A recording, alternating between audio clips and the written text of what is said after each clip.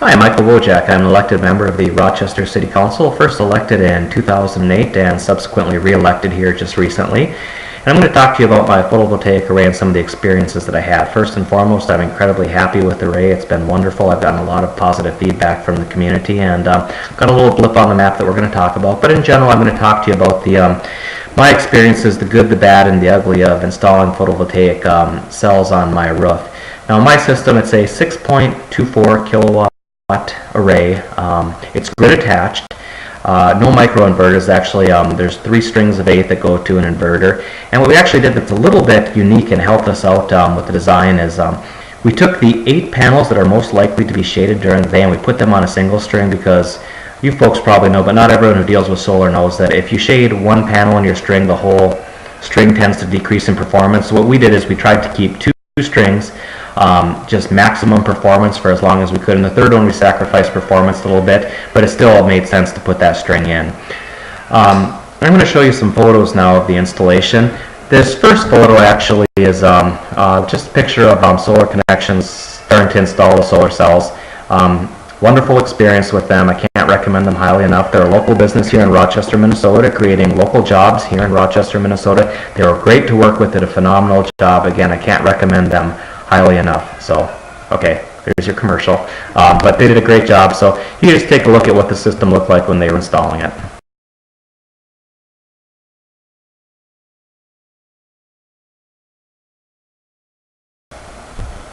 This next photo is actually what the system looked like when it was completely finished.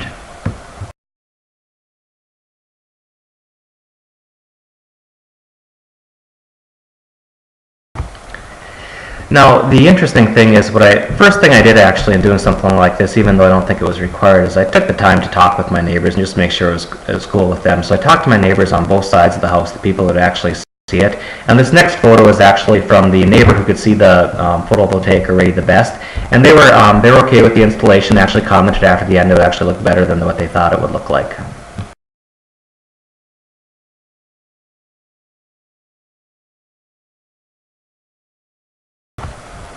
There's been some consternation with some neighbors, and what I wanted to actually show you is of the people who have initiated some legal action back and forth between us and the neighborhood association.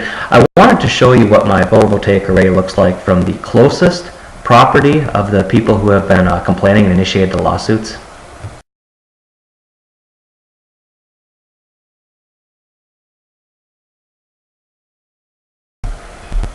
Not quite sure you saw it. I'll let you look at it one more time.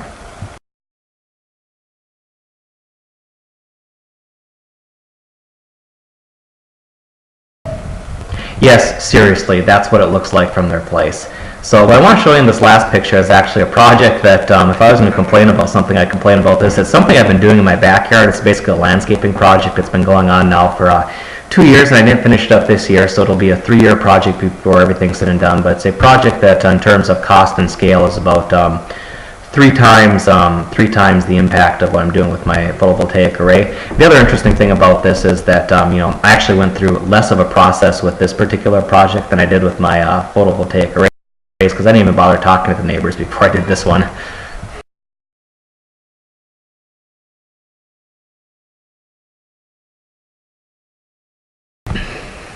By the way, what I actually did in that project is it's a number of things. I installed a rain garden to help with some stormwater management in the back of the house. So the thing you see on the very right of the screen is a rain garden. It's filling in nicely right now.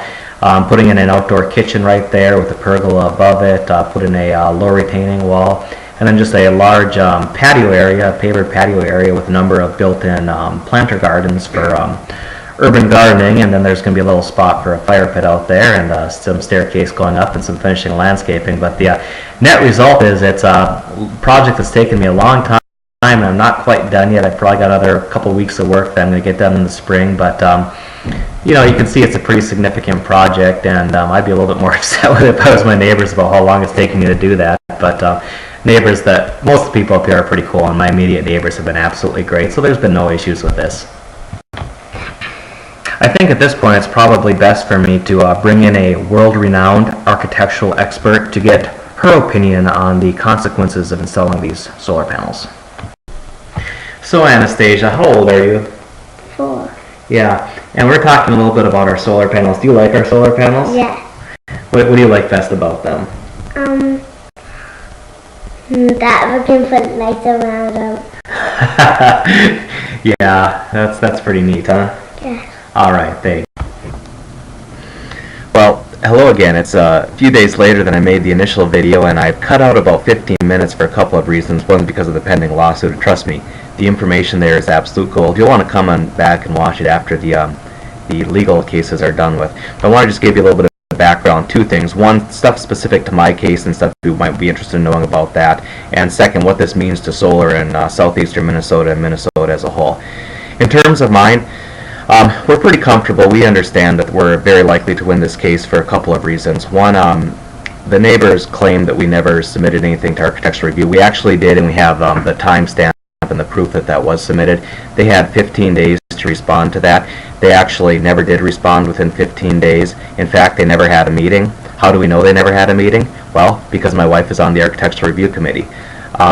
We also know that when the neighborhood initiated legal action against us, they again never had a meeting. How do I know that?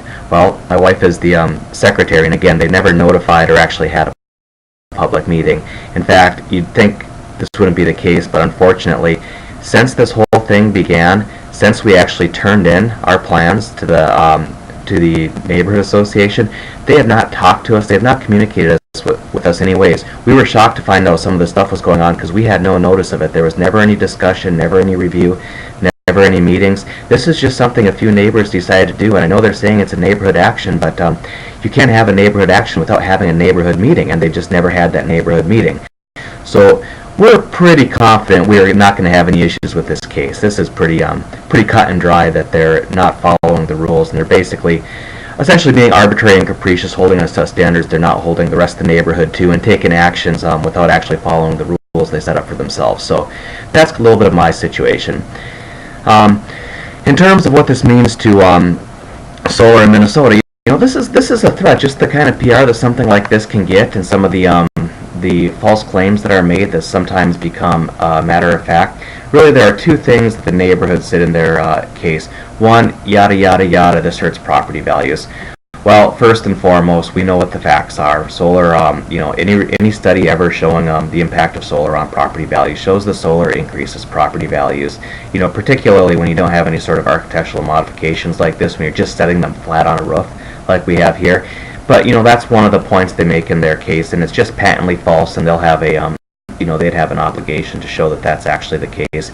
That's one of the things they, in their pretend meeting that they never had, was cause for denial. And we have to make sure that people understand the facts that solar adds to property values.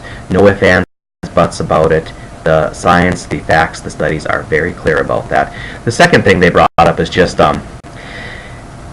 I don't know if it's throwing spaghetti at the walls, but they're saying that the solar panels distract drivers coming through, which there's so many flaws with that argument, not the least of which it's not even close to being true. But ultimately, you know, the neighborhood association sometimes pretends they have control over the right-of-way. They don't. That belongs to the public, and there's a public permitting process. When we installed our solar panels, we went through all the process, got all the permits, got all the inspections, paid all the fees and everything.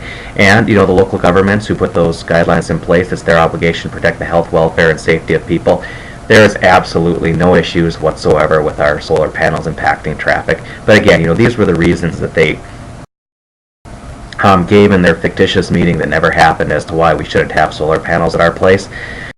So anyways, just wanted you to be aware of this. I think the solution that we need to go for is a lot of states. Let's just take the ambiguity out of this, because, you know, regardless of the fact that their case doesn't have any merit, it doesn't change the fact that you have to have a lawyer, and you have the legal back and forth, and it costs money for the neighborhood and it's just not a pleasant thing for anyone to have to go through. But I think the thing that we need to do going forward is several states have laws basically saying that solar access is a protected rights of homeowners. You can install solar panels, you know, especially if it doesn't require any sort of architectural modification. You're just sitting them flat on the roof or something like that. A number of states have passed this. Minnesota needs to do the same thing too.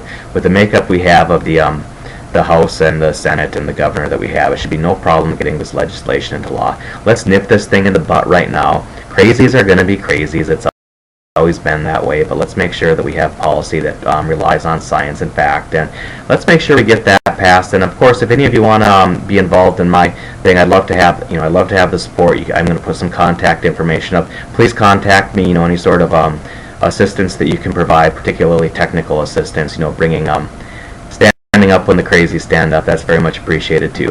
Thanks for your time.